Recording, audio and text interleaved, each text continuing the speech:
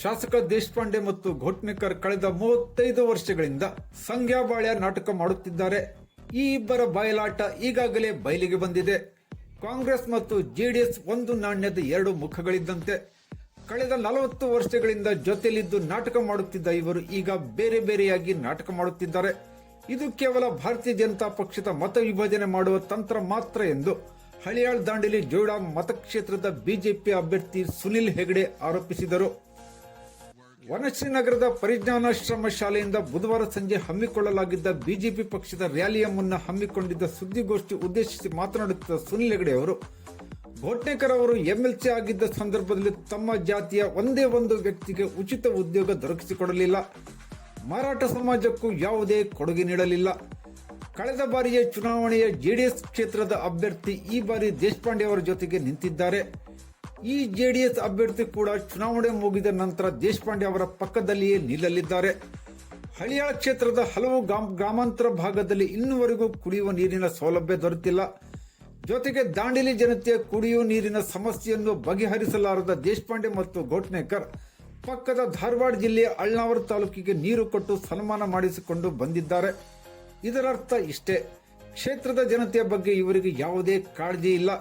ಇವರು ಮಾಡುತ್ತಿರುವುದು ಕೇವಲ ರಾಜಕೀಯ ಮಾತ್ರ. ಇಷ್ಟೇ ಅಲ್ಲದೆ ಕ್ಷೇತ್ರದಲ್ಲಿ ಜೆಡಿಎಸ್ ಸಾಧನೆ ಶೂನ್ಯ. ಚುನಾವಣೆ ಮುಗಿದ ನಂತರ ಇವರಿಬ್ಬರು ಪುನಃ ಒಂದಾಗುವವರೇ ಆಗಿದ್ದಾರೆ.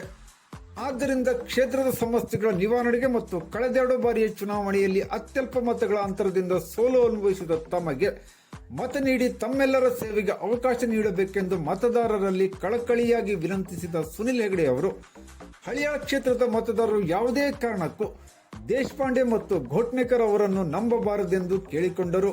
ಕಾಂಗ್ರೆಸ್ ಮತ್ತು ಜೆಡಿಎಸ್ ಇವರು ಒಂದೇ ನಾಣ್ಯದ ಎರಡು ಮುಖಗಳು. ಕನ್ನಡದಲ್ಲಿ ಒಂದು ನಾಟಕ ಬರ್ತದೆ ಸಂಗ್ಯಾಬಾಳ್ಯ ಅಂತೇಳಿ. ಹಂಗೆ ಸಂಗ್ಯಾಬಾಳ್ಯಗಳು ಕಳೆದ 35 ವರ್ಷದಿಂದ ಬಯಲಾಟ ಮಾಡಾಕತ್ತಾರೆ. ಅವ್ರ ಬಯಲಾಟ ಇವತ್ತು ಬಯಲಿಗೆ ಬಂದಿತ್ತು. ಇವತ್ತಿನ ದಿನ ಅವ್ರು ಒಂದು ಕಡೆ ಇವರು ಒಂದು ಕಡೆ, ಇಬ್ಬರು ಸೇರಿ ಆಶ್ವಾಸನೆ ಕೊಟ್ಟಿದ್ರು, ಇಬ್ಬರು ಸೇರಿ ನಾಟಕ ಮಾಡಿದ್ರು. ಈಗ ಬೇರೆ ಬೇರೆ ಮಾಡಿ ನಾಟಕ ಮಾಡ್ತಾ ಇದ್ದಾರೆ.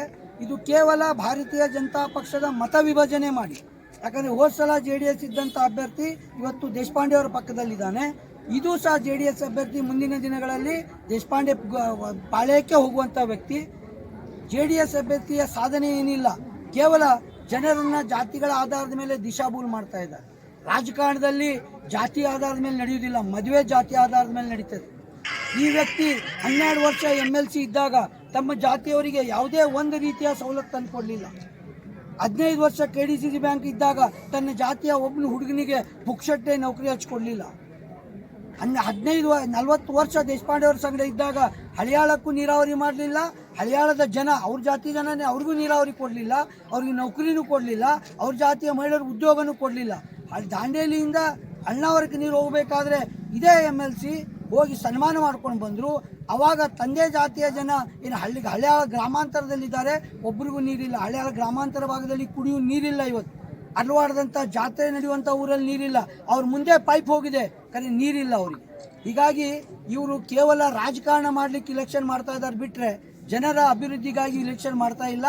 ಹೀಗಾಗಿ ಜನರಿಗೆ ಒಂದು ವಿಶ್ವಾಸ ಕೊಡ್ಲಿಕ್ಕೆ ಬಯಸ್ತೇನೆ, ನರೇಂದ್ರ ಮೋದಿಯವರ ಸರ್ಕಾರಕ್ಕೆ ಪರ್ಯಾಯನೇ ಇಲ್ಲ, BJP ಪಕ್ಷಕ್ಕೆ ಪರ್ಯಾಯನೇ ಇಲ್ಲ. ಭಾರತೀಯ ಜನತಾ ಪಕ್ಷ ಮಾತ್ರ ದೇಶದ ರಕ್ಷಣೆ ಮಾಡಲಿಕ್ಕೆ ಸಾಧ್ಯ ಇದೆ, ನಮ್ಮ ಮಿಲಿಟರಿಯವರಿಗೆ ರಕ್ಷಣೆ ಮಾಡಲಿಕ್ಕೆ ಸಾಧ್ಯ ಇದೆ, ಮಹಿಳೆಯರಿಗೆ, ಕೃಷಿಕರಿಗೆ, ಕಾರ್ಮಿಕರಿಗೆ ಎಲ್ಲರಿಗೂ ರಕ್ಷಣೆ ಮಾಡುವಂಥ ಶಕ್ತಿ ಭಾರತೀಯ ಜನತಾ ಪಕ್ಷಕ್ಕೆ ಮಾತ್ರ ಇರುವುದರಿಂದ ಈ ಸಲ ಜನ ಯಾರೂ ಸಹ ಮೋಸ ಹೋಗಬಾರ್ದು. ನಾನು 2 ಸಲ ಚುನಾವಣೆಯಲ್ಲಿ ಸೋತಿದ್ದೇನೆ.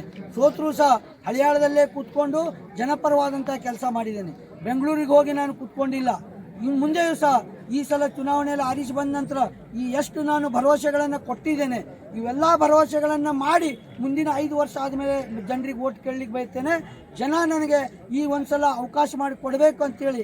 ಯಾಕಂದರೆ 2 ಸಲ ಸೋತವನಿಗೆ ಈ ಸಲ ಅವಕಾಶ ಮಾಡಿಕೊಡಿ. ದೇಶಪಾಂಡೆ ಅವರಿಗೆ 35 ವರ್ಷ ಮಾಡಿದ್ರಿ, ಘೋಟ್ನೇಕರ್ 12 ವರ್ಷ MLC ಆದರು. ದೇಶಪಾಂಡೆ ಅವರ ಸಂಗಡ ಎಲ್ಲ ಅಧಿಕಾರ ಅನುಭವಿಸಿದ್ರು. ವೆಸ್ಟ್ ಕೋಸ್ಟ್ ಪೇಪರ್ನಲ್ಲೇ ಎಲ್ಲ ಕಾಂಟ್ರಾಕ್ಟು ಅವರೇ ಮಾಡಿದರು, ಯೂನಿಯನ್ ಮಾಡಿದರು. ದಾಂಡೇಲಿ ಜನರಿಗೆ ಏನೂ ಮಾಡಲಿಲ್ಲ. ನಾ ಮಾಡಿ ತೋರಿಸ್ತೇನೆ. ಎಲ್ಲರೂ ದಯವಿಟ್ಟು ನನಗೆ ಈ ಒಂದು ಸಲ ಚುನಾವಣೆಯಲ್ಲಿ ಮತ ಹಾಕಿ ನಿಮ್ಮೆಲ್ಲರ ಸೇವೆ ಮಾಡಲಿಕ್ಕೆ ಅವಕಾಶ ಕೊಡಬೇಕಂತೇಳಿ ಕೈ. ಈ ಸಂದರ್ಭದಲ್ಲಿ ಗೋವಾ ರಾಜ್ಯದ ಆರೋಗ್ಯ ಸಚಿವ ವಿಶ್ವಜಿತ್ ರಾಣೆ, ದಾಂಡೇಲಿ ಮಂಡಲದ ಅಧ್ಯಕ್ಷ ಚಂದ್ರಕಾಂತ್ ಕ್ಷೀರಸಾಗರ್, ಜಿಲ್ಲಾ ಕಾರ್ಯದರ್ಶಿ ಬಸವರಾಜ್ ಕಲ್ಶೆಟ್ಟಿ, ಪ್ರಧಾನ ಕಾರ್ಯದರ್ಶಿ ಗುರುಮಠಪತಿ, ಈರಯ್ಯ ಸಾಲಿಮಠ, ಮಂಜುನಾಥ ಪಾಟೀಲ್, ಬುದ್ವಂತ್ ಗೌಡ ಪಾಟೀಲ್, ರೋಷನ್ ನೇತ್ರಾವಳಿ, ರೋಷನ್ ಜಿತ್, ವಿಷ್ಣು ನಾಯರ್, ಟಿಎಸ್ ಬಾಲ್ಮಣಿ, ರಮೇಶ್ ಹೊಸ್ಮನಿ, ಗೀತಾ ಶಿಕಾರಿಪುರ್, ಮಂಗಳಾ ವಾಡೇಕರ್, ಅಶ್ವಿನಿ ಬಾಲ್ಮಣಿ ಮೊದಲಾದವರು ಉಪಸ್ಥಿತರಿದ್ದರು.